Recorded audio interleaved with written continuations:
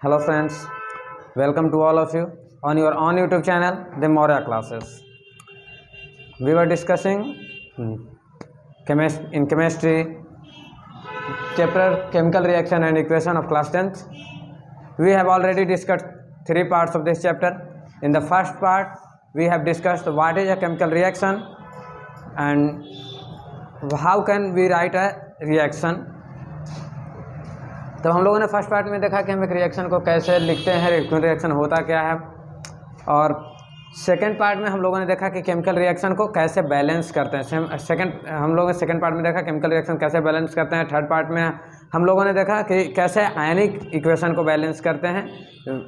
Second part में जो था वो आयनिक इक्वेशन नहीं था और हम लोग थर्ड पार्ट में आयनिक इक्वेशन को देखें। साथ साथ में ये भी देखें कि जो हम इक्वेशन लिखते हैं उसको कितना और इन्फॉर्मेटिव बनाया जा सकता है, हम कैसे इन्फॉर्मेटिव बना सकते हैं, केमिकल इक्वेशन को कितना इन्फॉर्मेटिव बनाकर उससे और क्या क्या नॉलेज निकाल सकते हैं, कितना सिंपल वे में बहुत कुछ लिख सकते हैं। वो चीज़ हमने इक्वेशन के थ्रू जाना कि कैसे इन्फॉर्मेटिव बनाया जा सकता है। आज हम लोग चौथा पार्ट डिस्कस करेंगे। चौथा पार्ट में हम लोग डिस्कस करेंगे कि जो रिएक्शन हो रहे हैं उसमें डिफरेंट कंडीशंस हैं, डिफरेंट तरीके से वो रिएक्शन हो रहा है, तो उसके बेसिस पे रिएक्शन को जो बांटा गया है, तो हम लोग जो रिएक्शन को अलग अलग टाइप का नाम दे दिए कि कोई कंबसन हो रहा है, कॉम्बिनेशन हो रहा है, जो रिएक्शन कई रिएक्टेंट जुड़ के एक बन रहे हैं, तो किसी में एक से टूटकर कई बन रहे हैं, उस हिसाब से डिकम्पोज कर रहा है तो डिकम्पोजिशन रिएक्शन हो गया, एक दूसरे को डिस्प्लेस कर रहा है। इस बेसिस पे हम लोगों ने रिएक्शन को, साइंटिस्टों ने रिएक्शन को डिवाइड कर दिया ताकि आपको तो इसको रिएक्शंस को एक सिस्टम वाइज कर दिया गया, नेम वाइज कर दिया गया, ताकि आपको क्लासीफाई कर दिया गया, ताकि पढ़ने में आसानी हो, समझने में सब चीज़ आसान हो। तो अब आज हम लोग वही डिस्कस करेंगे और यहाँ से पहले लेक्चर जरूर देखें, पहला दूसरा तीसरा लेक्चर, और रिवीजन करते रहें और उससे देखें और समझने के लिए अगर आज का लेक्चर समझना है तो पहले आपको ये जानना जरूरी है कि केमिकल रिएक्शन क्या होता है, फिर रिएक्शन कैसे लिखते हैं, सब इक्वेशन बैलेंस करना, ये सब आना चाहिए, केमिकल इक्वेशन होता क्या है, ये सब जो हम लोगों ने पिछले पार्ट्स में डिस्कस किया। तो एक बार ज़रूर देखें और उसके बाद फोर्थ पार्ट देखें, आपको आसानी से समझ में आएगा। चैप्टर कोई ज़्यादा टफ नहीं है, बहुत ही इजी चैप्टर है। तो हम लोग आज डिस्कस करने वाले हैं टाइप्स ऑफ रिएक्शन।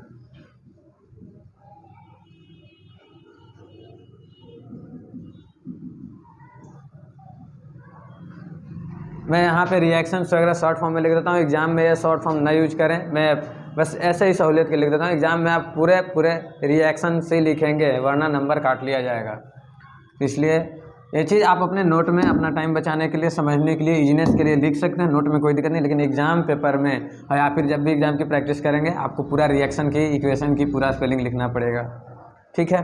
तो हम लोग डिस्कस करते हैं टाइप ऑफ रिएक्शंस। जिसमें हम लोग पहला देखेंगे, कई रिएक्शंस को कई में डिवाइड किया गया है, बताया जैसे आपको कई कैटेगरी में। तो हम लोग देखेंगे, हम लोग देख रहे हैं on the basis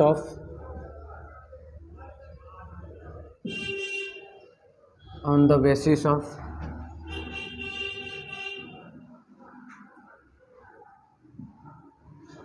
reaction taking place, किस तरीके से हो रहा है उस बेसिस पे हम लोग देख रहे हैं। तो पहला हमारा है कॉम्बिनेशन रिएक्शन। पहला है कॉम्बिनेशन रिएक्शन। कॉम्बिनेशन रिएक्शन देखिए, कॉम्बिनेशन रिएक्शन नाम से ही पता चल रहा है कंबाइन हो रहा है। कंबाइन हो रहा है मतलब कि आपके पास रिएक्टेंट हैं जो दो या दो से अधिक हैं, रिएक्टेंट है मोर देन टू और मोर देन टू। तो अब वो क्या कर रहा है कि कंबाइन हो रहा है, दो रिएक्टेंट है आपस में कंबाइन होकर एक बना गया, यानी कंबाइन हुए वहाँ पे, या इसको बोलते हैं कॉम्बिनेशन रिएक्शन। तो इसमें क्या होगा, पॉइंट वाइज लिख दे रहा हूँ।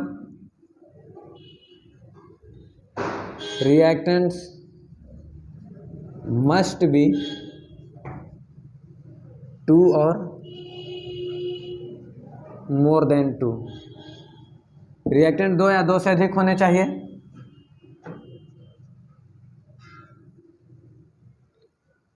Reactants combine to form a new single product.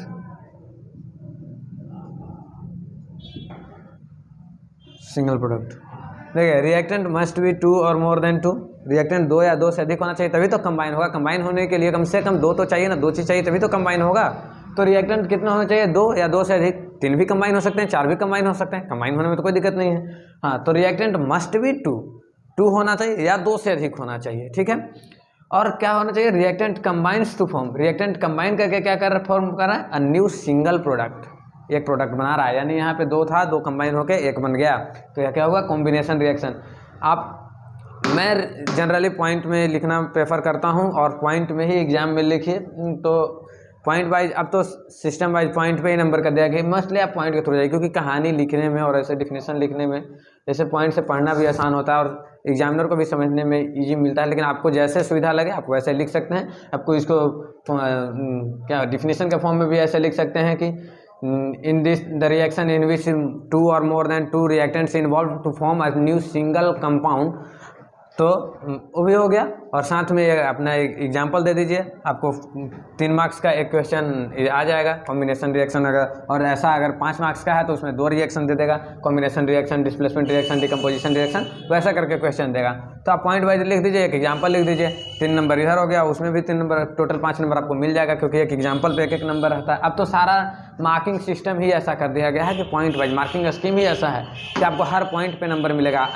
अगर आप जैसे मैथ में भी ऐसा कर दिया गया कि आप पॉइंट वाइज अगर बढ़ रहे हैं तो लास्ट में अगर आंसर भी गलत आ जा रहा है तो 1 नंबर काटा जाएगा, 5 नंबर का अगर क्वेश्चन है तो 4 नंबर मिलेगा अगर आपका पॉइंट सही है तो वैसे ही हर सब्जेक्ट में वैसा ही हो गया। आप पॉइंट वाइज लिखिए, सब चीज़ लिखिए, कंटेंट इतने में ही लिखिए, लेकिन आपको फुल मार्क्स मिल जाएगा। कोई जरूरी नहीं कहानी बनाने के लिए, कुछ भी बच्चे कुछ भी लिखने लगते हैं कहानी बनाने के लिए, नहीं, ऐसा कुछ नहीं है। पॉइंट वाइज लिखिए, आपको नंबर मिलेगा, ठीक है। कॉम्बिनेशन रिएक्शन था, हम पहले क्या देखे, रिएक्टेंट मस्ट बी 2 और more than 2 reactants combine to form a new single compound, ठीक है। यहाँ रिएक्टेंट 2 या 2 से अधिक होने चाहिए और वो कंबाइन होकर मिलकर एक नए कंपाउंड बनाने चाहिए, ठीक है। इसका हम एग्जाम्पल देख लेते हैं। अगर आपको याद हो, हम लोगों ने सबसे पहला एग्जाम्पल जो शुरुआत किया था इस चैप्टर के, जो नहीं देखे हैं मैं प्रेफर करूंगा लेक्चर 1 देखें, लेक्चर 2 देखें, लेक्चर 3, सभी लेक्चर देख लें, सभी पार्ट देख लें। पार्ट 1 में सबसे पहला जो हम लोगों ने डिस्कस किया था, जो आपके एनसीईआरटी में मोस्ट बुक जो इम्पोर्टेंट बुक है एनसीईआरटी, तो उसमें पहला एक्टिविटी 1.1 में यह डिस्कस किया गया है कि मैग्नीशियम को हम ऑक्सीजन के प्रेजेंस में बर्न करते हैं। मैग्नीशियम को ऑक्सीजन के प्रेजेंस में बर्न करते हैं तो क्या बनाता है, MgO। चलिए इसको बैलेंस कर लेते हैं, 2 Mg हो गया, यहाँ पे 2 MgO, ठीक है। ये सॉलिड है, ये गैस है और ये बना सॉलिड, ठीक है। इंफॉर्मेटिव बना दिए फिजिकल स्टेट जोड़कर। तो हम यहाँ क्या देखें कि एक Mg जो हमारे पास सॉलिड फॉर्म में था, उसके साथ ऑक्सीजन जो गैसियस फॉर्म में है वो मिक्स हुआ, 2 कंबाइन हुए हैं और कंबाइन होकर बनाया मैग्नीशियम ऑक्साइड। वैसे ही यहाँ पे देख लीजिए, कार्बन ले लीजिए, कोई सॉलिड फॉर्म कार्बन है मेरे पास और ऑक्सीजन के प्रेजेंस में इसको किए तो ये बनाया CO2, ठीक है, जो एक गैस है। तो यहाँ पे क्या हुआ, रिएक्टेंट 2 है और कंबाइन होकर एक बना रहा है, ठीक है। जैसे और रिएक्शन आपको ले लीजिए, जैसे कैल्शियम ऑक्साइड ले लीजिए, कैल्शियम ऑक्साइड, इसको बोलते हैं क्विकलाइम।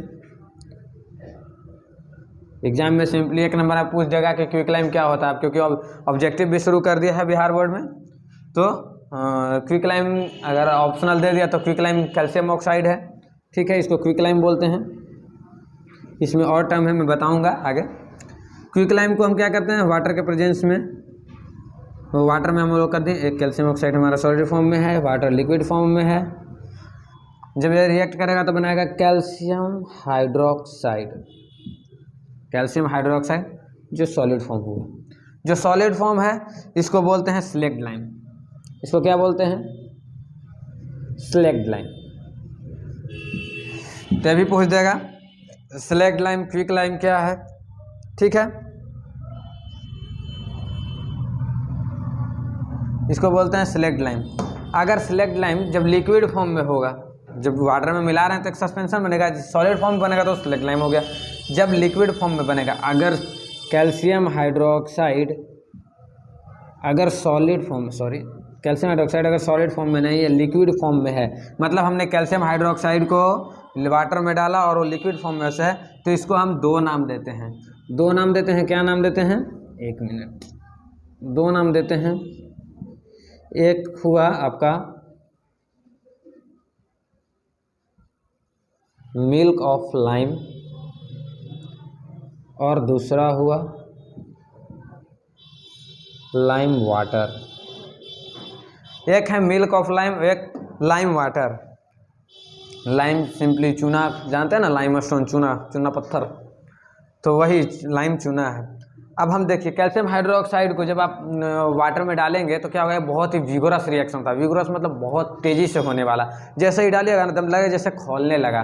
कभी घर में, अगर गांव में घर में देखते होंगे, जब चूना से पुताई होता है तो हम जब उसको कैल्शियम हाइड्रो जो पाउडर फॉर्म में आता है तो उसको हम जब पानी में डालते हैं तो क्या देखते हैं, एकदम पूरा एकदम बुलबुले और वो एक हिसिंग सा आवाज़, ऐसा वाला आवाज़ आएगा और पूरा एकदम वो बुलबुले टाइप के निकलने लगे, जैसे लगेगा कि बॉयल करने लगा ऐसा, और बहुत ज़्यादा हीट। उतना ही रिएक्शन बहुत ही एक्सोथर्मिक है, वो हीट रिलीज होगा। देखिएगा वो जो जिस बीकर में, जिस बर्तन में आप करते हैं वो गर्म गर्म महसूस होगा, बहुत एक्सोथर्मिक होता है, highly exothermic and highly vigorous reaction है। कैसा है, विगोरस रिएक्शन है, यह विगोरस एंड एक्सोथर्मिक, ठीक है। विगोरस, विगोरस मतलब बहुत रैपिडली हो रहा है, बहुत तेज़ी से हो रहा है रिएक्शन, एकदम मतलब डालें और हो गया रिएक्शन, तुरंत हो गया, ऐसा वाला, ठीक है। और एक्सोथर्मिक मतलब बहुत ज़्यादा हीट रिलीज कर रहा है। ये दो टर्म समझ गए ना, विगोरस क्या है, एक्सोथर्मिक क्या है।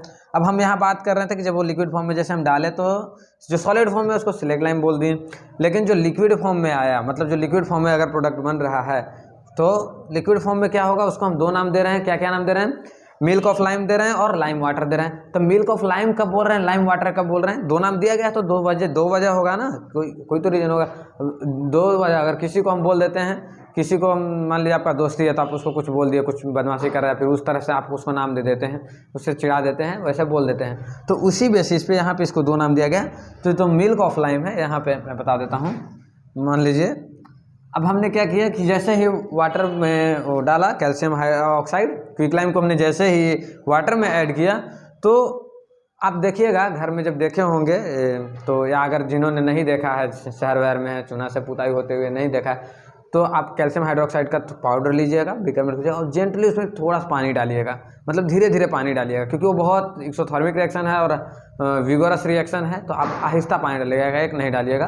अगर आप बीकर ग्लास व्लास का हुआ तो वैसे हाईली एक्सोथर्मिक होने के कारण वो फट भी सकता है, तो केयरफुली करना है, ठीक है। तो पानी धीरे धीरे ऐड कीजिएगा, ठीक है। अब हम तो बात करते हैं, जैसे ही आप डालिएगा कैल्शियम ऑक्साइड को, तो जैसे ही बने कैल्शियम हाइड्रोक्साइड जो बनेगा तो पहले आपको सस्पेंशन फॉर्म में मिलेगा। सस्पेंशन फॉर्म इन द जो कैल्शियम हाइड्रोक्साइड का पाउडर है, कैल्शियम ऑक्साइड का जो पाउडर है वो पूरी तरह से वाटर में घुलेगा नहीं, मतलब वो क्या पानी में छना छना सा रहेगा, मतलब पूरे पानी में, पूरे बल्क में वो उसमें फैला रहेगा, उसमें वो रहेगा, पूरी तरह से डिजॉल्व नहीं होगा। जैसे आप चीनी को डालते हैं तो क्या चीनी पता चलता है, नहीं चलता है, लेकिन उसको जैसे ही घोलिएगा, एक चौक लीजिएगा, चौक क्या है, कैल्शियम कार्बोनेट है, तो आप जैसे ही उसको डालिएगा ना तो चौक पूरी तरह से नहीं घुलता, आप फोड़ के डालिएगा, या फिर जैसे मिट्टी उट्टी मड वड डाल दिए तो क्या एक सस्पेंशन बन जाता है, मतलब उसमें पार्टिकल सस्पेंड हो जाता है, रुक जाता है, बीच में बल्क में रह जाता है। तो वो जो क्या हुआ, एक मिल्क जैसा अपीयरेंस हुआ, वाइट इस मिल्की अपीयरेंस हुआ, तो इसलिए उसको बोले मिल्क ऑफ लाइम। जो मिल्क है क्या है, लाइम का मिल्क है। और जो लाइम वाटर जो है, लाइम वाटर का बोलते हैं, जब आप क्या कीजिए, जब उसको वैसे ही छोड़ दीजिए, कुछ देर रहेगा, घंटा 2 घंटा 3 घंटा, तो क्या होगा, जो सारा सस्पेंशन है वो नीचे एज ए पीपीटी प्रेसिपिटेट करके वो बैठ जाएगा, सारा सॉलिड पार्टिकल। जैसे मड होता है, आप मान लीजिए जैसे मिट्टी घोरे, किसी गिलास में लीजिए पानी और एक मुट्ठी मिट्टी उठाइए और उसमें डाल दीजिए, तो क्या होगा, पूरा पानी गंदा रहेगा, लेकिन उसको आप छोड़ दीजिए वैसे ही, तो क्या होगा, धीरे धीरे सारी मिट्टी नीचे बैठ जाएगी और पानी फिर से साफ हो जाएगा। वैसे ही होता है, सारा सस्पेंडेड पार्टिकल जो है, जितना कैल्शियम ऑक्साइड का, वो सारा नीचे बैठ जाता है और सॉलिड पार्टिकल, और क्या होगा कि ऐसे एकदम बीकर है हमारा, ठीक है। तो क्या हुआ कि नीचे सारा बैठ गया, कैल्शियम हाइड्रोक्साइड जो सॉलिड पार्टिकल के रूप में बैठ गया, और यहाँ पे केवल पानी रह गया। और पहले क्या था, पहले मेरा था पूरा ये पानी है, ठीक है, और इसमें पार्टिकल ऐसे ऐसे ऐसे ऐसे घुला हुआ है, ठीक है, सस्पेंडेड है, घुला हुआ नहीं, सस्पेंडेड है, ठीक है, क्योंकि ये डिजोल्व नहीं होता है। अब ये सारा पीपीटी अब बैठ गया, तो ये हो गया हमारा कैल्शियम हाइड्रोक्साइड, सॉलिड पार्टिकल वाला हो गया, सॉलिड पार्टिकल वाला हो गया, ठीक है, वो जो बैठ गया। अब इसका क्या करते हैं, इससे हम वाइट वाश के लिए यूज करते हैं। वॉशिंग समझते हैं ना, धोने के लिए वाइट वाश, माने कि जैसे आप गाँव में देखते होंगे जब चूना से पोता जाता है दीवारों को तो पहले वो वाइट रहता नहीं है, एक्चुअली वहाँ पे एक रिएक्शन होता है, उस रिएक्शन को हम आगे डिस्कस करते हैं, अभी डिस्कस कर लेते हैं, कोई दिक्कत नहीं है, यहाँ पे नहीं, यहाँ पे करते हैं। देखिए तो ये हम क्या करते हैं कि इसको दीवार पे पुचारा के लिए ब्रश से यूज करते हैं, वो कर देते हैं, तो उस समय वाइट नहीं रहता, उसमें हल्का ब्लूइश अपीयरेंस रहता है। अब देखिएगा जब गांव में जो देखे होंगे तो वो सही है, जो नहीं देखे होंगे जैसे शहर के रहने वाले चूना से अगर पोताई नहीं देखे होंगे तो कोई अपने आसपास गांव के दोस्तों से पूछ लीजिएगा, जो गांव के रहने वाले हैं उनसे पूछ लीजिएगा जिन्होंने देखा है चूने से पुताई होते हुए। तो पहले ब्लूइश अपीयरेंस रहता है, तो वो क्या रहता है, कैल्शियम हाइड्रोक्साइड को हमने लिया भाई और दीवार पे क्या किया, पूत दिया। फिर वो अब एयर में क्या प्रेजेंट है, एयर में कार्बन डाइऑक्साइड प्रेजेंट है, तो कार्बन डाइऑक्साइड इससे रिएक्ट करेगा और बनाएगा CaCO3, ठीक है, CaCO3 बनाया और साथ में निकल गया हमारा H2O, ठीक है। अब H2O ये एज ए गैस के फॉर्म में निकल जाएगा यहाँ पे, और ये हो गया, ये हमारा सॉलिड पार्टिकल हो गया, ये सॉलिड पार्ट लिए थे और ये हो गया हमारा गैसियस पार्ट, ठीक है। तो ये कॉम्बिनेशन रिएक्शन नहीं है, ये कॉम्बिनेशन रिएक्शन नहीं है, यहाँ पे सिंगल प्रोडक्ट नहीं बन रहा है, बस मैंने यहाँ पे वाइट वाश के बारे में बताया, इसलिए इस रिएक्शन को मैंने यहाँ पे डिस्कस किया है। ये कॉम्बिनेशन रिएक्शन का पार्ट नहीं है, इसको वाइट वाश ऐसे बोला जाता है, जो गांव में पुचारे के लिए यूज करते हैं। तो फिर क्या, जैसे ये वाइट कलर का होता है कैल्शियम कार्बोनेट, वाइट कलर का होता है, तो देखिएगा जैसे ही पुचारा होता है उस टाइम वाइट नहीं होता है, उसमें हल्का नीला अपीयरेंस होता है, ब्लूइश अपीयरेंस होता है, लेकिन कुछ देर छोड़ दिया जाता है, जब 1 दिन 2 दिन, तो उस 2 दिन बाद आप क्या देखते हैं कि 2 दिन बाद वो उजला नजर आने लगा। तो उजला कैसे नजर आया, वो धीरे धीरे स्लोली रिएक्शन होता है, कार्बन डाइऑक्साइड से रिएक्ट किया और रिएक्ट करके कैल्शियम कार्बोनेट बना लिया, जो कैल्शियम कार्बोनेट जो है वाइट कलर का होता है, इसलिए वाइट अपीयरेंस नजर आता है। इसे वाइट वाश के लिए यूज करते हैं, दाग वाग लग गया उसको पुचारा कर दिया, वापस से वाइट हो जाएगा। तो ये हमारा होगा कॉम्बिनेशन रिएक्शन, जो 2 रिएक्टेंट मिलके एक प्रोडक्ट बना रहा है, 2 रिएक्टेंट मिलके एक प्रोडक्ट बना रहा है, रिएक्टेंट मोर देन 2 होने चाहिए। जैसे और अगर एग्जांपल देखना है आपको तो और एग्जांपल देख लीजिए, जैसे यहाँ पे ले लीजिए H2 + Cl2 दोनों गैसियस फॉर्म में है और बनाया 2HCl, ठीक है, ये हुआ H2+। अब देखिए ये तो कॉम्बिनेशन, अगर दूसरे बेसिस पे देखा जाए तो ये क्या हो रहा है, ऑक्सीजन के प्रेजेंस में हम जब एक्टिविटी 1.1 किए थे, जब एक्टिविटी 1.1 हम लोग डिस्कस किए थे तो क्या बोले थे, मैग्नीशियम को हम ऑक्सीजन के प्रेजेंस में बर्न कर रहे हैं। आपको दिया गया था कि आप मैग्नीशियम को लीजिए, ऑक्सीजन के प्रेजेंस में बर्न कीजिए, ठीक है। तो हम ये क्या हुआ, एक तरह से कंबसन हो रहा है ना, जलाने का काम करते, कंबसन में क्या होता है, जलना होता है, तो ये एक तरह का कंबसन रिएक्शन है। अभी एक्चुअली कंबसन रिएक्शन है सब, ये डिस्कशन नहीं, हम लोग डिस्कस करें on the basis of reaction taking place, जिस बेसिस पे रिएक्शन टेक प्लेस हो रहा है उसमें कंबसन। तो कॉम्बिनेशन के अंतर्गत और कई रिएक्शन है जो आते हैं, अभी आपको बस मैं जनरल इन्फॉर्मेशन के लिए बता दे रहा। कंबसन रिएक्शन हो गया, इसको बोल देंगे क्लोराइड रिएक्शन, क्योंकि इसमें क्लोराइड का रिएक्शन, क्लोरीन का रिएक्शन हो रहा है, तो ये हो गया क्लोराइड रिएक्शन।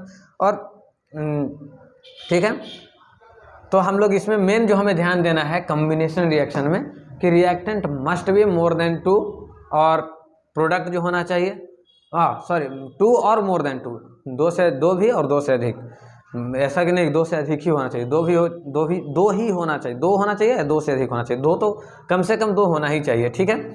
अब तो यहाँ पे 2 या 2 से अधिक मिलकर एक बना रहा है, ये हुआ हमारा कॉम्बिनेशन रिएक्शन। आपको एग्जाम में ऐसे भी पूछ सकता है कि भाई 4 रिएक्शन दे दिया, 5 रिएक्शन दे दिया 5 नंबर का, और बोला कि आप कौन सा रिएक्शन है पहचान कर बोले।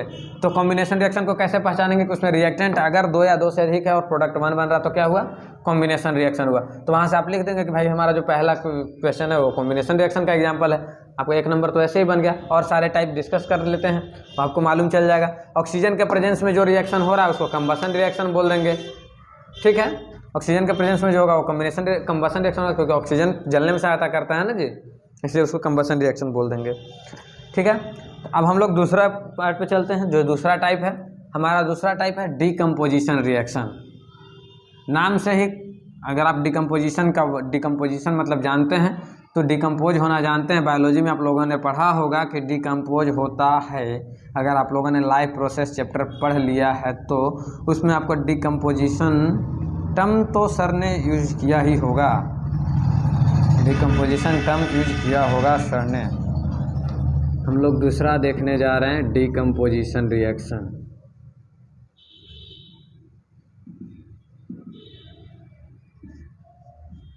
डिकम्पोजिशन का मतलब ये देखिए, डिकम्पोज होना, किसी चीज़ का सड़ना, गलना, टूटना, वो टूट रहा है। जैसे कोई चीज़ आप फेंक देते हैं तो बोलते हैं कि भाई डिकम्पोज हो जाएगा, ये चीज़ हो जाएगा, सड़ जाएगा, गल जाएगा। हम लोग बोलते हैं प्लास्टिक डिकम्पोज नहीं होता, इसलिए प्लास्टिक जहाँ तहाँ नहीं फेंकना चाहिए, पॉल्यूशन फैलाता है, सॉइल पोल्यूशन फैलाता है। ठीक है, तो हम लोग पढ़े डिकम्पोजिशन रिएक्शन। इसमें क्या होगा, रिएक्टेंट, वन ही लिख देता हूँ।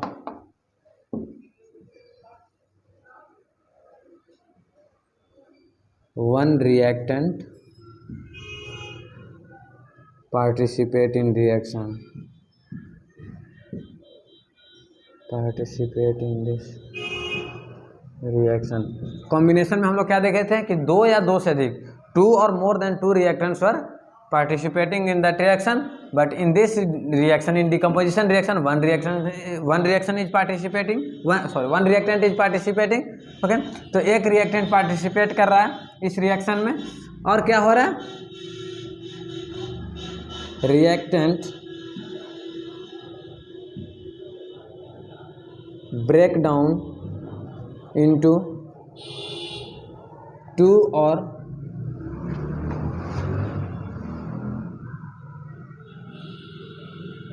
मोर देन 2 प्रोडक्ट्स।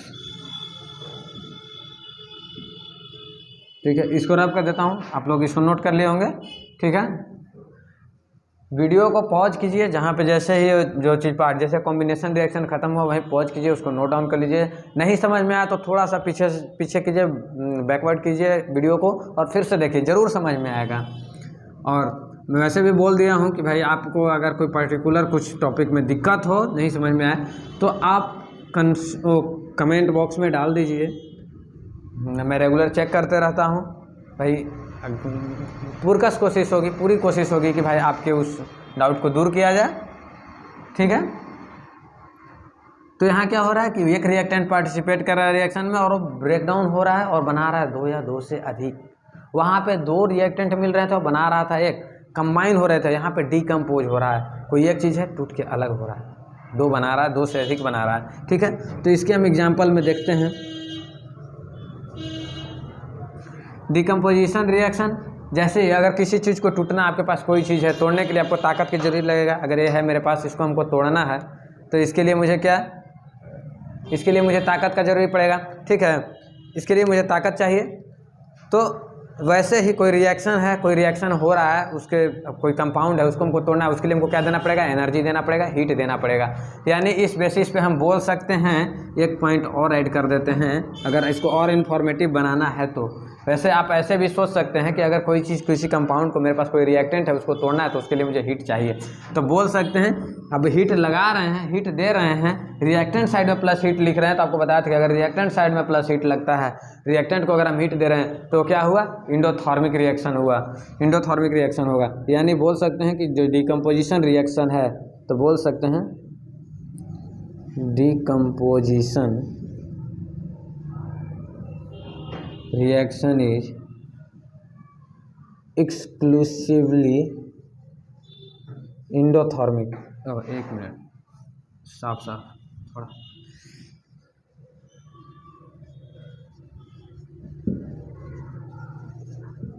Exclusively endothermic.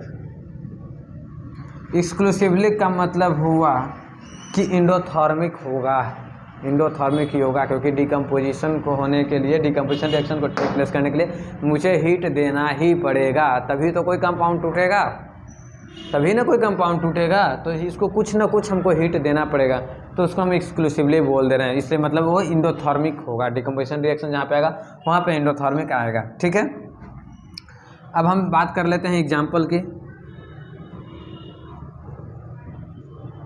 ठीक है, एग्जाम्पल की बात कर लेते हैं। तो सबसे पहले अभी हम लोगों ने डिस्कस किया था वाइट वॉश, जिसमें कैल्शियम कार्बोनेट बना था, तो हम कैल्शियम कार्बोनेट के ही ले लेते हैं, कैल्शियम कार्बोनेट CaCO3। ठीक है, CaCO3 को हम लोग हीट करते हैं, हीट को सिंपली हम ऐसे दिखा देते हैं। आपको दिखाना है, आप डायरेक्ट हीट भी लिख सकते हैं, लेकिन आप ऐसे दिखा दीजिए सिंपली। ये जो डायग्राम है जो ये इसी के लिए है, हीट के रिप्रेजेंटेशन के लिए, हम हीट को इससे रिप्रेजेंट करते हैं। तो हमने क्या किया भाई, CaCO3 था, उसको हीट दिए तो क्या बना, कैल्शियम ऑक्साइड प्लस CO2। वापस से हमने कैल्शियम हाइड्रोक्साइड में कार्बन डाइऑक्साइड मिला था, वहाँ देखे थे कि कैसे वो जो हमारा जो सिलेक्ट लाइम था, सिलेक्ट लाइम को हम लोग पोत दिए और उसमें कार्बन डाइऑक्साइड के साथ रिएक्ट करके कंबाइन करके बनाया था वो कैल्शियम कार्बोनेट, और साथ में वाटर रिलीज हुआ था गैसियस फॉर्म में। ठीक है, तो यहाँ पे क्या हुआ, कैल्शियम कार्बोनेट को हीट किया तो कैल्शियम ऑक्साइड और कार्बन डाइऑक्साइड, इसको दे दीजिए भाई, ये हमारा कैल्शियम कार्बोनेट सॉलिड पार्टिकल है, ये भी सॉलिड पार्टिकल है और एक गैसियस पार्टिकल है। ठीक है, यहाँ एक हो गया, और आप ले लीजिए और जैसे लेना है एग्जाम्पल में, हाँ लेड वाला ले लीजिए एग्जाम्पल, लेड नाइट्रेट PbNO3 2 को अगर हीट करते हैं तो बनाता है PbO plus NO2 plus N2 sorry O2 sorry. ठीक है, अगर इसको हम बैलेंस करें रिएक्शन को तो 2M2, आप लोग इसको रिएक्शन को ज़रूर बैलेंस करके देखिएगा, आप लोग को बैलेंस करने का तरीका बताया गया है। अगर जो नहीं देखे हैं लेक्चर 2 में देखिए, पार्ट 2 में देखिए, उसमें आपको मालूम चल जाएगा कि हमें कैसे बैलेंस करना है। ठीक है,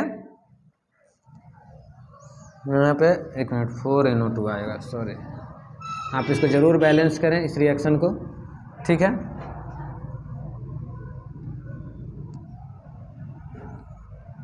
ठीक है, आप एक बार बैलेंस करके देखिएगा। और आपको एग्जांपल दे दूं, पहले इससे पहले और आगे बढ़ूं, इससे पहले 2 चीज़ें और क्लियर करना है इसमें। डिकम्पोजिशन रिएक्शन जैसे यहाँ पे हीट से हो रहा है, हीट दिए, हीट से टूटा।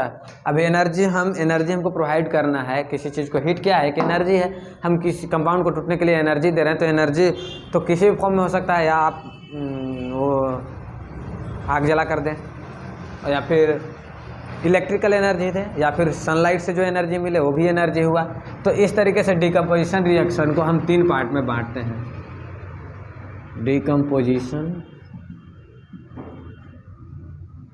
रिएक्शन को हम 3 पार्ट में बांटते हैं। पहला हुआ थर्मल डिकम्पोजिशन, बड़ा बड़ा लिख देता हूँ, थर्मल डिकम्पोजिशन, थर्मल ऐसे नहीं आ पा रहा है, जगह कम पड़ जाएगा। पहला इसमें थर्मल डिकम्पोजिशन, ठीक है, थर्मल डिकम्पोजिशन।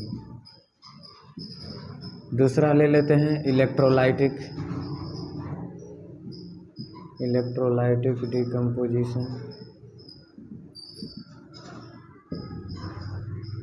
तीसरा है फोटोलाइटिक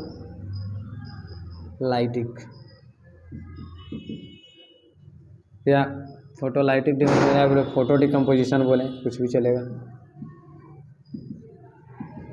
डिकम्पोजिशन थर्मल से ही मालूम चल रहा होगा कि थर्मल एनर्जी की बात कर रहे हैं, हीट की बात कर रहे हैं, मतलब हम कुछ जलाकर इसे हीट दिए, और इलेक्ट्रोलाइटिक से मतलब हम लोगों ने उसको इलेक्ट्रिकल एनर्जी दिया, और फोटो से मतलब फोटो मतलब लाइट होता है, जो लाइट सूर्य वाली लाइट, तो हम लोगों ने सनलाइट से वो किया।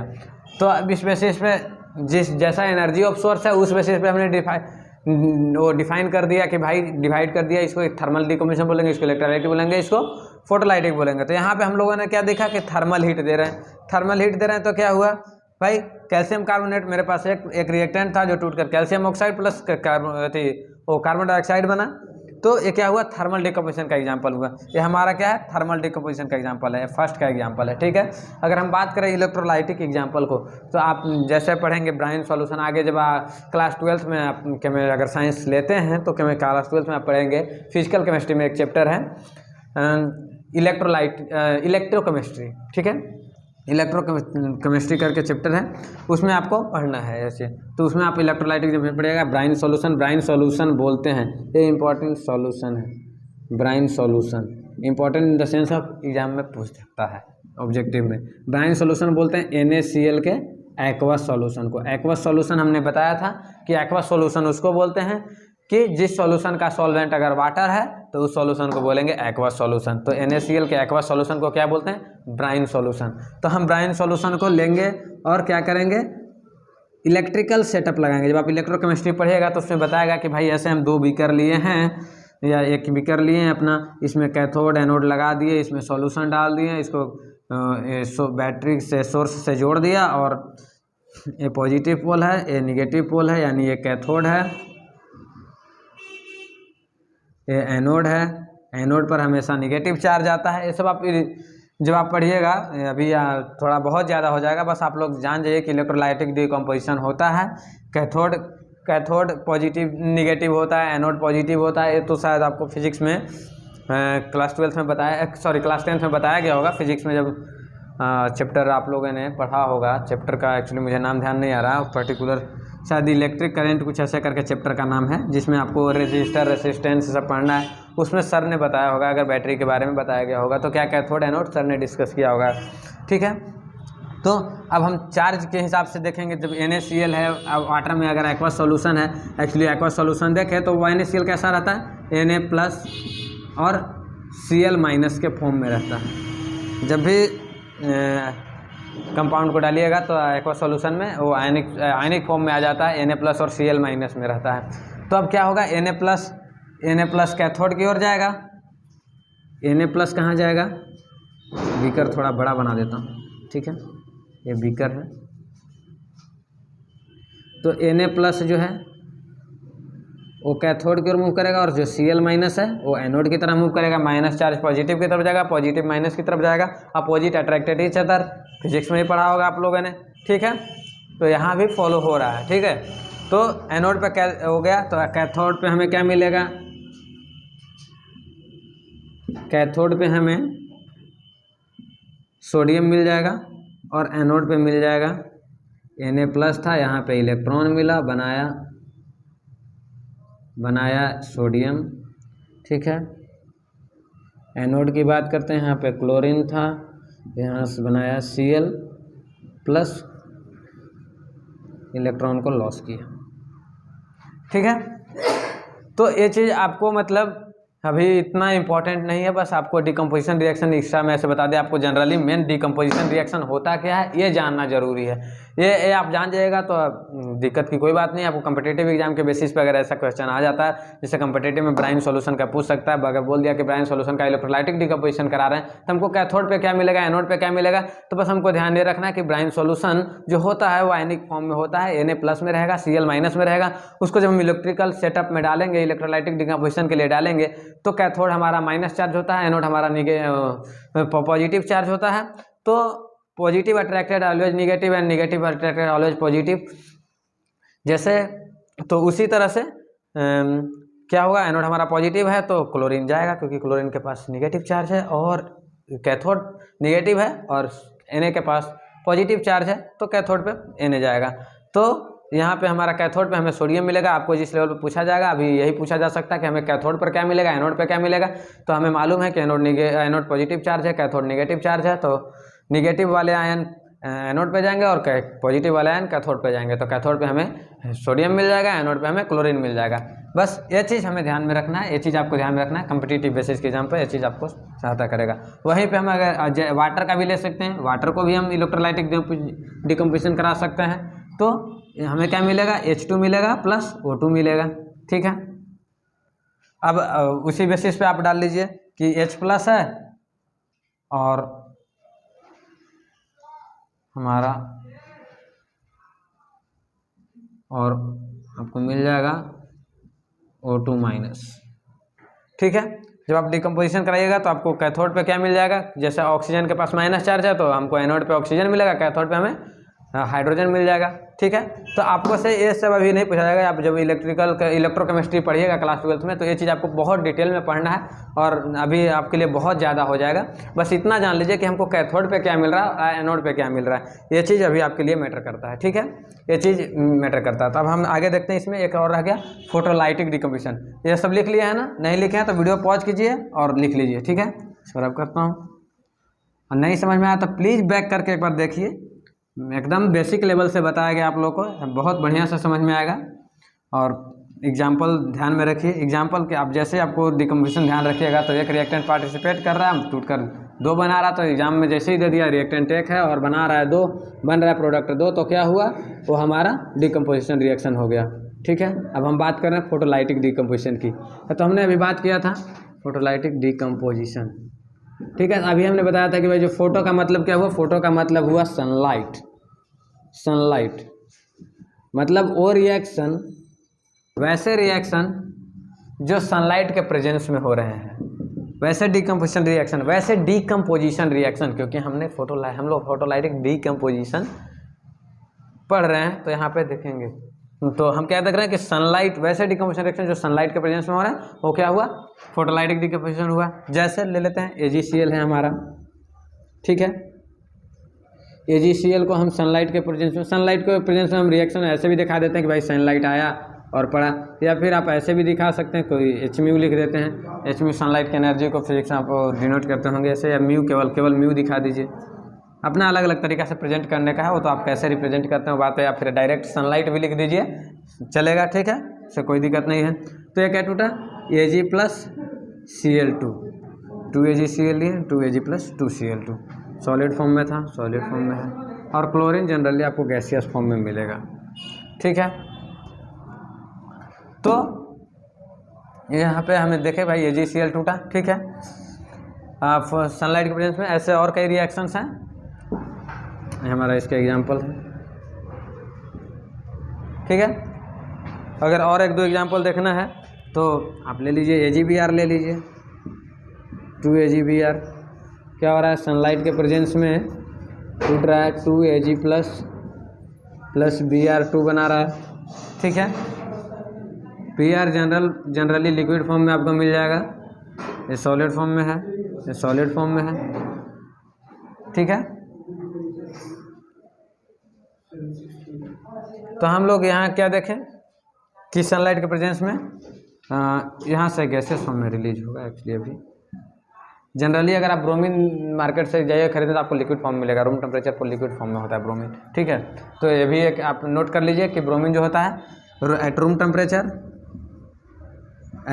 टेम्परेचर जो ब्रोमीन आपको मिलेगा वो लिक्विड फॉर्म में मिलेगा। ठीक है, ये भी कम्पिटिटिव एग्जाम में क्वेश्चन बन के आ सकता है, जनरल इन्फॉर्मेशन है, मालूम होना चाहिए। ठीक है, तो हम लोगों ने डिकम्पोजिशन रिएक्शन देखा। डिकम्पोजिशन रिएक्शन में देखा कि एक रिएक्टेंट टूट के मोर देन टू प्रोडक्ट्स बना रहे हैं, और उसके टाइप्स हम लोग किस तरह के हम सोर्स, किस तरह के हम हीट देने का सोर्स, किस तरह की एनर्जी प्रोवाइड करा रहे हैं, उस बेसिस पे हमने डिकम्पोजिशन रिएक्शन को डिवाइड किया। अगर हीट दे रहे हैं तो थर्मल डिकम्पोजिशन, और अगर इलेक्ट्रिकल एनर्जी दे रहे हैं तो इलेक्ट्रोलाइटिक डिकम्पोजिशन, और अगर सनलाइट के प्रेजेंस में करा रहे हैं तो फोटोलाइटिक डिकम्पोजिशन। हमने सबका एग्जाम्पल भी देख लिया 2-2। ठीक है, और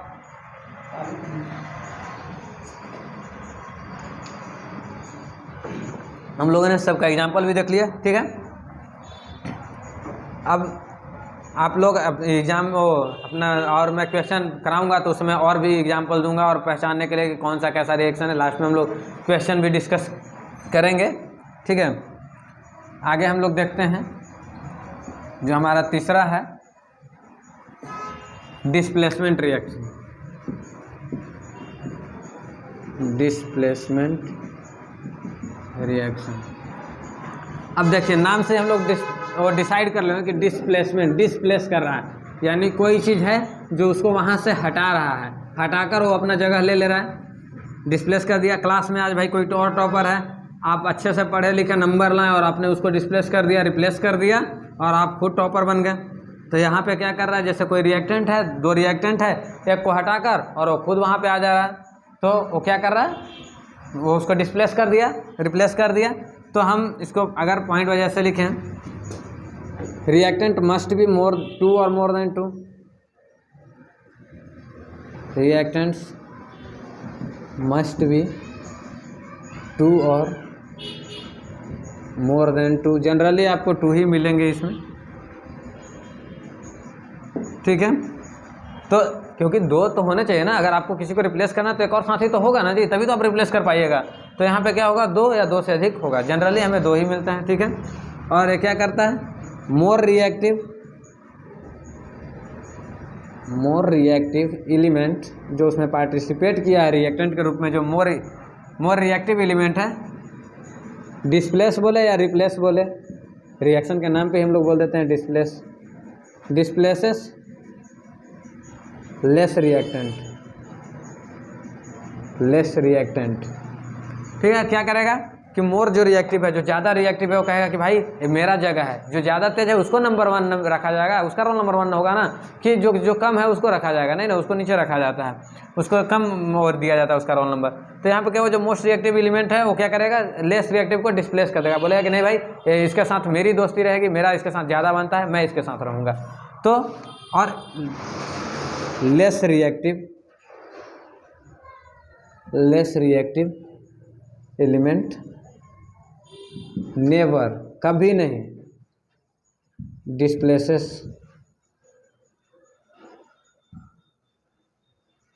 हाई या मोर रिएक्टिव, बोल दीजिए रिएक्टिव एलिमेंट।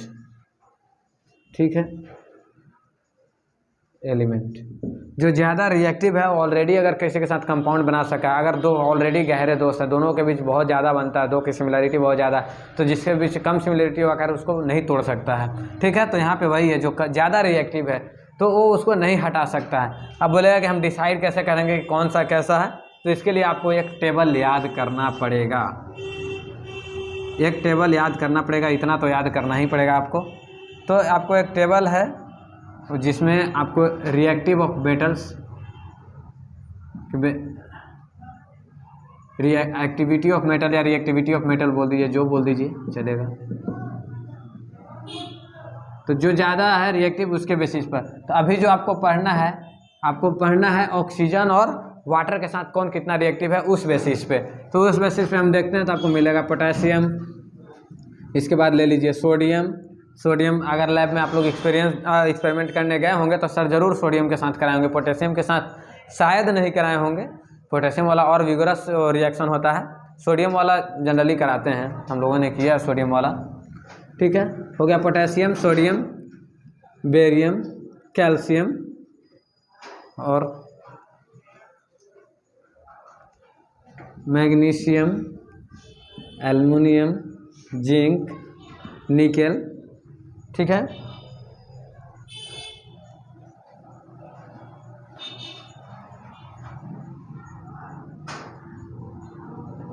एसएन मतलब टिन, स्टेनस।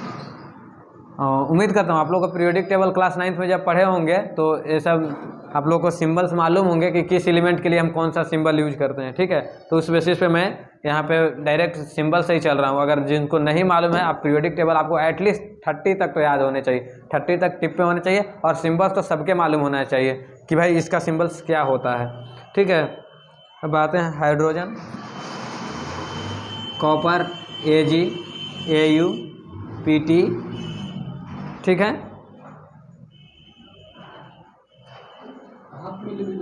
नहीं ठीक हो गया। अभी आपको जनरली इतना ही देखना है। ठीक है, ये हमारा मार्किंग लाइन हुआ हाइड्रोजन। जो हाइड्रोजन से ऊपर की ओर है उसको मोर रिएक्टिव माना जाता है, जो हाइड्रोजन से नीचे है वो लेस रिएक्टिव माना जाता है। ठीक है, अभी हम किस बेसिस पे देख रहे हैं, जो वाटर और ऑक्सीजन के साथ जितना रिएक्शन है उस बेसिस पे। आप जाइएगा जैसे ही क्लास 12th में, तो आपको जो पढ़ना है इलेक्ट्रोकेमिस्ट्री चैप्टर, अभी जो बताया था थोड़ी देर पहले, उसमें आपको इलेक्ट्रोड पोटेंशियल के रिएक्शन की उसका पोटेंशियल कितना है, रिडॉक्स पोटेंशियल कितना है, जब आप ऑक्सीडेशन रिडक्शन क्लास 11th में पढ़ लीजिएगा तो इलेक्ट्रोकेमिस्ट्री में आपको रिडॉक्स पोटेंशियल के हिसाब से उसका बताया जाए, रिडक्शन पोटेंशियल के हिसाब से, कि उस बेसिस पे आप इसमें थोड़ा सा वेरिएशन पाइएगा। सबसे ऊपर लिथियम पाइएगा, फिर सोडियम को यहाँ पाइएगा, और थोड़ा थोड़ा वेरिएशन और कहीं आपको जब रिडॉक्स पोटेंशियल बहुत वो मिल जाएगा। ठीक है, वो आपको वो करने के लिए। लेकिन अभी आपको जो पढ़ना है, आप कहिएगा कि तो फिर गलत क्यों बता रहे हैं, अभी आपको यही पढ़ना है और आपके लिए यही सही है, क्योंकि आपको अभी आपने इलेक्ट्रोड पोटेंशियल नहीं पढ़ा है, ये इलेक्ट्रोकेमिस्ट्री आपने नहीं पढ़ा है, आपको नहीं जानकारी है, आपको आपने रिडक्शन पोटेंशियल सब नहीं पढ़ा है। रिडक्शन पोटेंशियल होता क्या, तो अभी आपके सिलेबस से बाहर की चीज़ है, क्योंकि अभी आपको थोड़ी देर में रिडॉक्स रिएक्शन के बारे में थोड़ा सा दिया जाएगा कि रिडॉक्स रिएक्शन होता क्या है, लेकिन डिटेल पढ़ना है क्लास 11th में, एक अलग चैप्टर ही है उसका रिडॉक्स रिएक्शन का। तो बस आपको इतना ही जानना है, आपको ये लिस्ट याद होना चाहिए, ये लिस्ट रट लीजिए, लिख लीजिए, जैसे कर लीजिए, आप याद कर लीजिए, ये बहुत हेल्पफुल करेगा 2 रिएक्शन में, डिस्प्लेसमेंट रिएक्शन में और डबल डिस्प्लेसमेंट रिएक्शन में। तो अब देखते हैं, हम लोग एग्जांपल देखते हैं।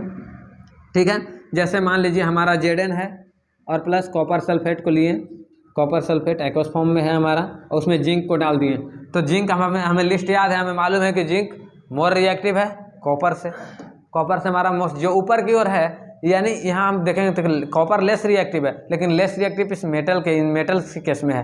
ये जो Ag के केस में अगर हम बात करें तो copper is more reactive than Ag। अगर यहाँ पे Ag होता, यहाँ पे Ag होता तो कॉपर को रिप्लेस कर पाता। अगर हम ऐसे लेते हैं Ag प्लस CuSO4, तो हमें लिस्ट से मालूम है कि जो जिंक है वो कॉपर से, जिंक है जो कॉपर से मोर रिएक्टिव है, तो ये क्या बना देगा, ZnSO4 बनाएगा, और प्लस यहाँ पे बना देगा कॉपर, ठीक है।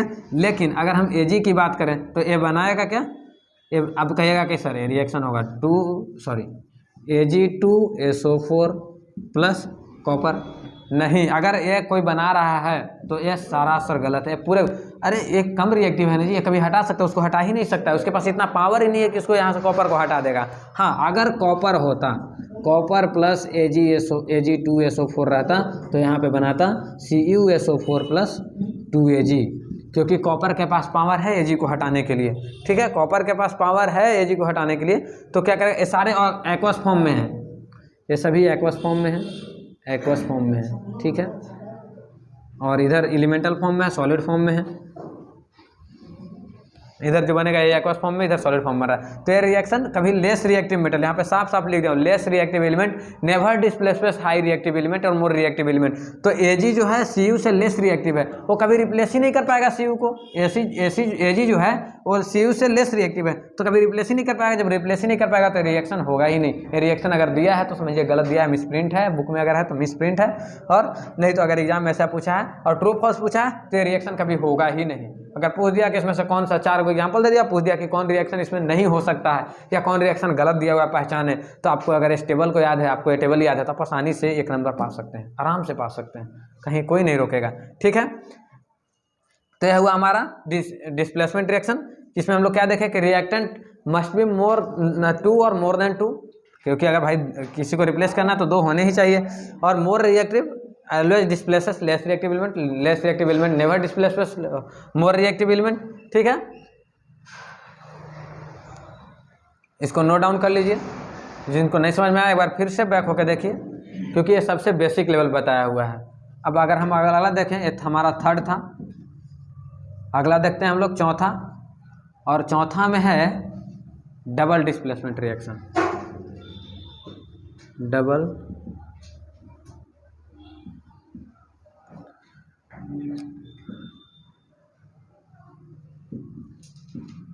Double displacement reaction, double displacement में कुछ नहीं है, उसमें दो एक दूसरे को रिएक्टेंट डिस्प्लेस करेंगे।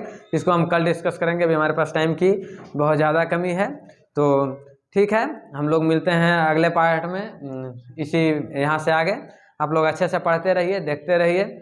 जहाँ पे नहीं समझ में आया वीडियो को बैकवर्ड कीजिए, आप लोग बढ़िया से देखिए, उसको समझिए, ठीक है। दोस्तों पसंद आया, दोस्तों को शेयर कीजिए, उनको भी हेल्प कीजिए आगे बढ़ने में, और लाइक एंड सब्सक्राइब करना ना भूलें, ठीक है। धन्यवाद।